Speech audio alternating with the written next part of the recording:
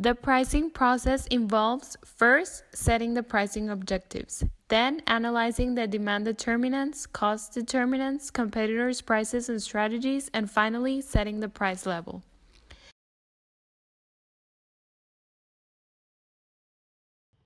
All successful strategies are value-based, proactive, and of course, profit-driven.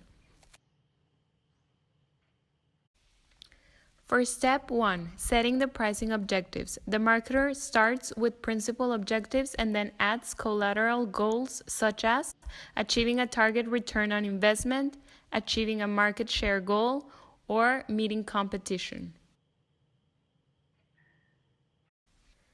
Step 2, analyzing the demand determinants. First, differentiating through value creation. Then, capturing value, which involves the economic value, which are the savings or gains that customers realize by purchasing the firm's product instead of the next best alternative, which would be the reference value.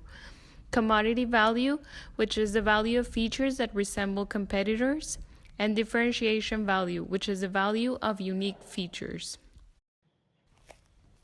And finally, isolating value drivers in key customer segments, which can be cost drivers or revenue drivers. For example, if you reduce packaging cost, that would be the cost driver, and at the same time enhance the product's appearance, this causes a growth in sales, which would be the revenue driver.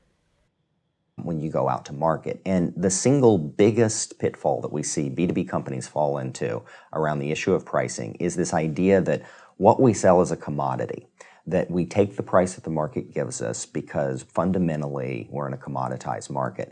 And that's almost never the case when you really get under the underlying drivers of customer value. Customers look for a lot of things in a supplier, not just the product itself, but how reliable the supplier is, how flexible they are, the value-added services that they can bring to bear. And if you could start with a deep understanding of exactly what those drivers of value are, you can often price much more effectively in the marketplace and earn superior economics on each individual customer relationship. But you have to start with that fundamental understanding of who customers are and what they value. If you have that, then it's easy to avoid that pitfall of thinking that every transaction is a commodity transaction and really start to earn a true premium in the marketplace for what it is that you're selling to customers.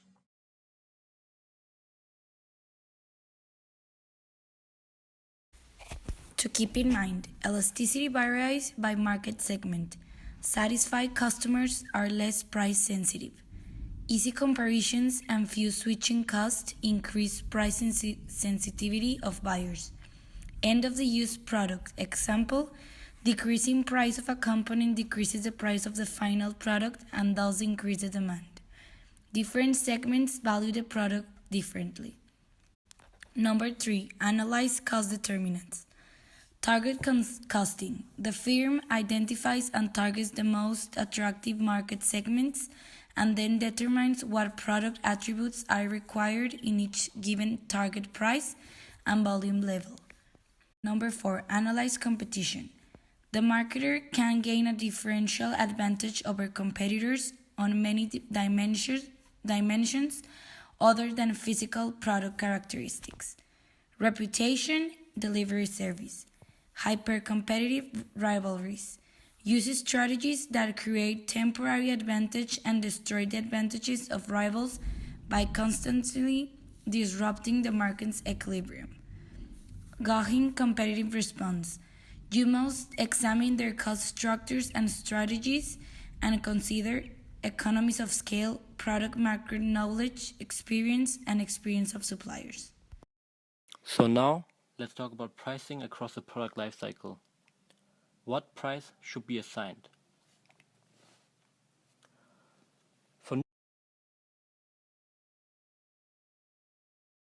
new products, companies use normally strategies from skimming, which is a high initial price, to penetration, which is a low initial price. Mainly there's two strategies.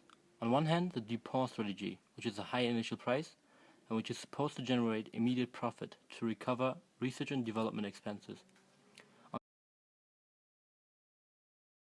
On the other hand, there's a Dow chemical strategy, which is a low initial price and it is used to gain high market shares. So what to be used, skimming or penetration pricing?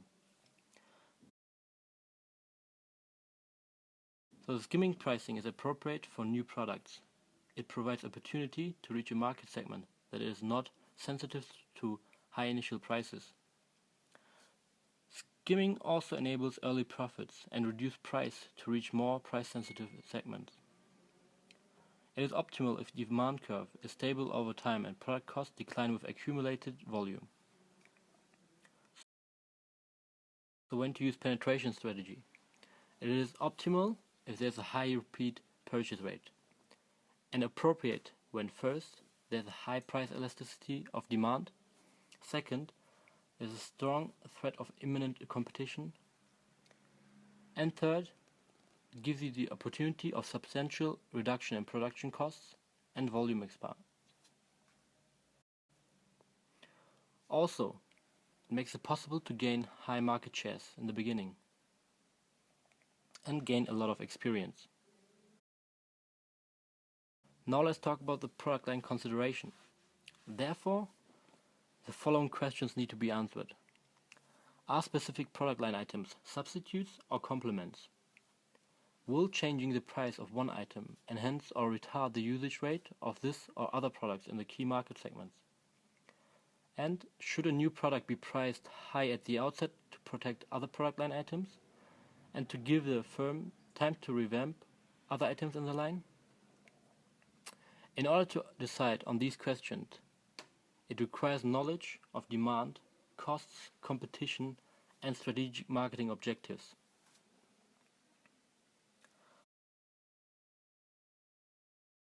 Also, there must be a legal consideration.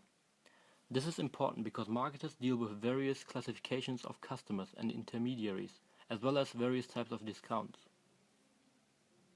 So prices must be based on cost differences or the need to meet competition. Although these price differentials are difficult to justify. Clearly defined policies and procedures are needed in price administration. So now let me give you an example of the Apple iPhone. Apple uses the skimming strategy for their iPhones, which is normally used in technological products. They charge a high initial price, and after demand of first segment of customers is satisfied, the prices are lowered. So the customers are willing to pay a high premium price in the beginning. Did you ever realize if Apple launched their iPhone, they've always a premium price, and a few years later, the price decreased over the years to make it affordable to a larger market. The advantages? It enables a high short-term profit due to the value of the product, and good return on investment for initial setup costs, which are research and development, and the marketing costs, for example. Let me introduce you to a little simple concept called supply and demand. It's a simple curve, goes like this, and it's supply and demand. In the middle is called the equilibrium point, and that's where the supply of a product equals the demand. And on your X and Y axis, you've got pricing. And the pricing is what a company can charge to hit that equilibrium number. Apple is right now the biggest, most valuable company in the world. Actually the most valuable company in the history of the stock exchange. And that's the New York Stock Exchange. Apple can charge a premium for the products because people will pay them. If people didn't want to pay that premium product, then the price would go down or the demand would go down, and Apple's profits would in turn also go down with it. But people are buying these things in droves. The iPad is selling millions, say like 11 per hour. iPhones, MacBooks, MacBook Pros, iMacs, these things are flying off the shelves. Apple is not a charity, despite what most people think. I'm like you, I want to get the products that I want for as cheap as possible. But I don't hold the company who makes them responsible for making the prices as inexpensive as possible. Apple is not a charity. They have responsibility to their shareholders to maximize profits. That's capitalist society, and that is business. You might not like it. I don't like it, but Apple has every right in the world to do it, to charge what they want for their products as long as people will buy them. Something that usually happens when a product or service is so demanded are the competitors' price attacks, and even more when the product or service price is high. This is the point in which price wars start. Usually, it can be quite costly, That is why experts suggest to do an analysis about the long-run consequences against short-term benefits of the pricing decision. To do any movement, you should address four important questions. The first one is there a response that will cost you less than the preventable sales loss?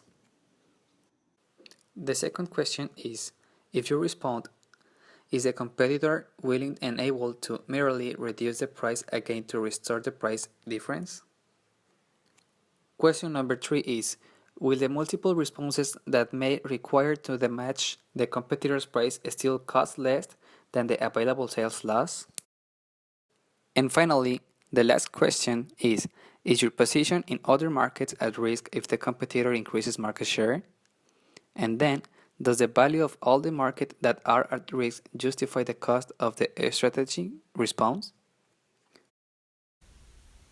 Competitive bidding is something that is not only beneficial to the companies competing for the project, but also for the government agencies issuing the project. What is competitive bidding and why is it important?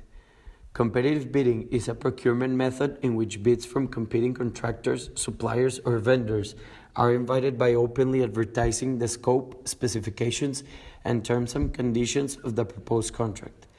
Competitive bidding, it's important because business commerce is transacted by this method in compelling volumes and because this type of bids enable the purchaser to evaluate the suitability and usefulness of the product or service.